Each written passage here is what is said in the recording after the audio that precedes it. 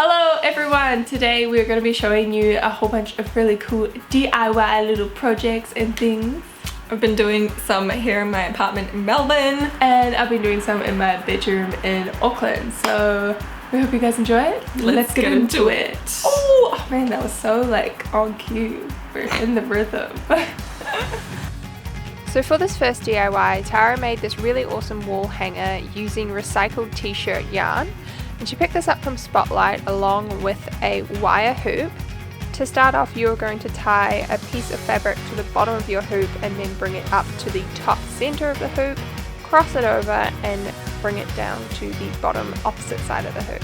It's really confusing when you try say it, but I think if you watch the video you'll understand what we are doing.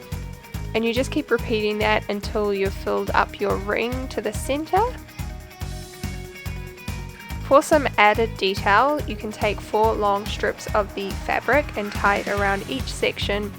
You can make these as long as you want or as short as you want. Then what Tara did was she hung it up on the wall and gave it a little bit of a haircut. You can make it really rough or you can shape it into a triangle. It's really cool because you can make it unique to your style. And remember to get a command hook strong enough if you're renting. The pretty clear ones are usually too weak for something this heavy.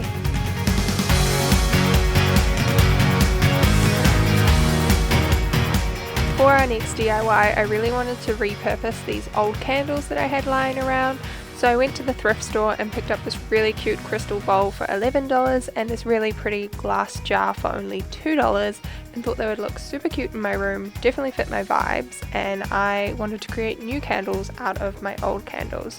So to do that, basically you need to get a pot of water and stick your candles in it and put that on the stove.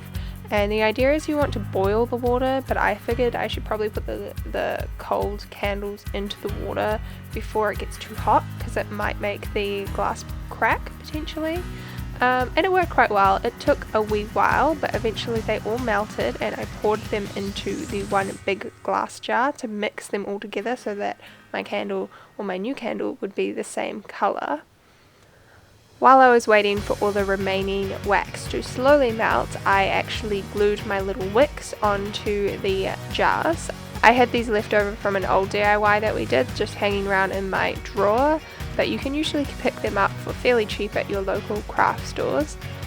The next step was obviously to pour my melted wax into my new jars, and I didn't spill too much. I think I did pretty well.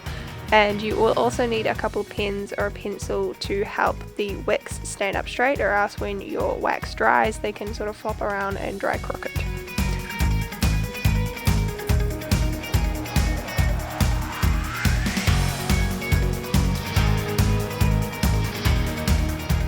The last 2 DIYs are both plant related because we love a little bit of greenery in our bedrooms. First up are these hand painted pots that Tara created for her little studio apartment, and this is a really good hack for if you can't afford your own beautiful pots that are all colourful and pre-painted, is to just paint them yourself because buying a plain boring terracotta pot is way cheaper. Tara decided to go for this mint green colour, and then once they're all painted and dried, you can use a Sharpie pen to decorate your pots. This is like a gold metallic Sharpie pen, and Tara's created one pot that's covered in stripes and then another one that has some dots, and she's also coloured in some rims and added some more details to the little saucepans.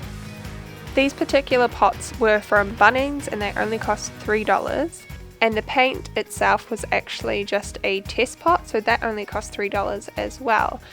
Metallic Sharpies usually cost $9 for a set, but just make sure that your pots are nice and clean and they don't have any dust or dirt before using the Sharpies, or else that kind of affects the way you draw on it and it gets all like clogged up in the pen and you'll ruin the nib of your Sharpie. While I was actually editing this video, this is Alan by the way, I sent a message to Tara and I was like, why do you have the exact same plant in every single one of your pot plants? And she told me that all of her herbs like died the week of filming this video, so she only has the one pot plant left. So RIP Tara's plants, hopefully she can buy some new ones. Speaking of dead plants, I have had this cactus for about 10 years. It started off as one of those like mini tiny cactuses, and it has grown into this beast that's kind of partially dead and it's not very cute anymore. So I decided I wanted a really cute Pinterest inspired plant, but after discovering those are quite expensive, I ended up going down to Mitre 10 and picking up this really cheap little fern. It was only $15. To start off, I wanted to remove this ugly hanger, and I was all prepared with my scissors to like attack the plastic, but they actually clipped right off, so that made it a lot easier. Basically, my goal was to transform this into a really cool Pinterest hanging plant, and to do that I picked up some rope from Mitre 10 and I cut this up into 3 pieces, which I then folded in half, so I had 6 strands total. Then I tied this into a knot at the end, so I had like a loop for my plant to hang from the ceiling from a hook. Then I used this macrame technique, which I have actually featured in a previous DIY video, and you basically take the 2 strands next to each other and tie a knot so they are tied together, if that makes sense. You can see it here in the video what I am doing. So the 6 strands become almost 3 again.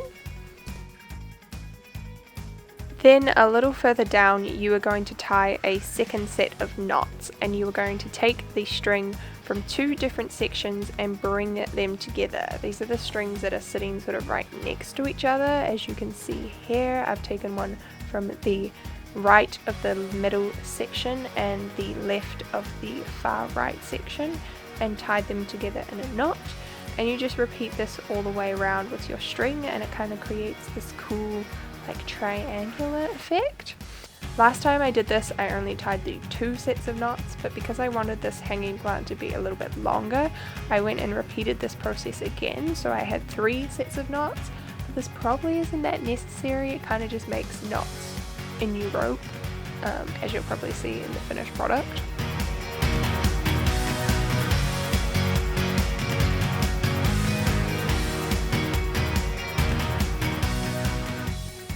To position my plant, I actually hung the rope from the light in my bedroom, just because it's much easier to hold the plant up and position the ropes around it rather than trying to do it on the floor, because you might end up spilling some dirt or crushing your plant.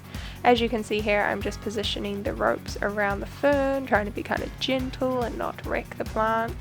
And then once you've got it in position and it's all balanced and it's centered, you then bring the ropes underneath and pull them together under the base and tie a knot there to secure it. For a little bit of extra something, I loosely braided the bottom of the ropes and then cut them off and frayed the end, so it had a little bit of a boho vibe. And this is it all hung up and complete. I just used a simple ceiling hook and totally got my dad to put it in the ceiling for me because I'm not good at stuff like that. But yeah, I hope you guys like this DIY video and all of our little projects. Give it a thumbs up if you did.